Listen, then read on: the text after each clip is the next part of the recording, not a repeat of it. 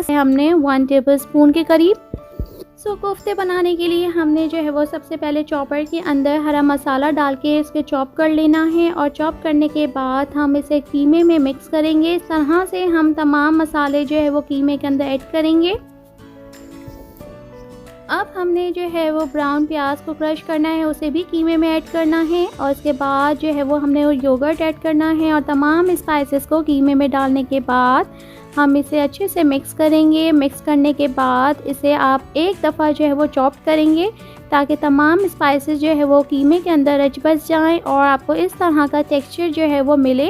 ये देखें, इस तरह का टेक्सचर आपके पास आ गया, दैट मीन्स आप अच्छे कोफ्ते जो है वो तैयार होंगे और बाइंडिंग भी अच्छी रहेगी। छोटे छोटे इनके कोफ्ती बॉल्स बना लीजिए। इन्हें फ्राई करना है, शैलो फ्राई करेंगे, और चाहें तो आप इसे जो है वो फ्रीज़ भी कर सकते हैं, और जब दिल चाहे आप इसे इस्तेमाल कर सकते हैं।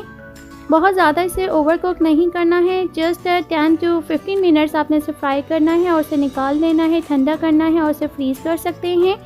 अब हम बिरयानी मसाला बनाने के लिए सबसे पहले लेंगे पिसी लाल मिर्च 1 टीस्पून, नमक हस्बे ज़ायका, कुछ गरम मसाले लिए हैं, तेज़पात लिए हैं, और कश्मीरी लाल मिर्च ली है 2 अदद, ज़ीरा लिया है, काली मिर्च लिए है, दालचीनी ली है, बड़ी इलायची ली है, और इसके साथ धनिया पाउडर डाला है 1 टेबल स्पून के करीब। और इस तरह से जो है आपने ज़ीरा पाउडर भी डालना है 1/2 टीस्पून के करीब।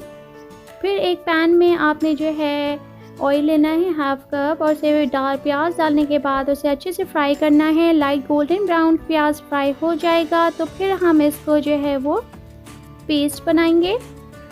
अगर आपके बच्चे जो है वो प्याज और टमाटर अलग से पसंद नहीं करते हैं तो आप इसे पेस्ट बना के दही के साथ भी ऐड कर सकते हैं। उन तमाम बच्चों के लिए ये बेहतरीन रेसिपी हो जाएगी।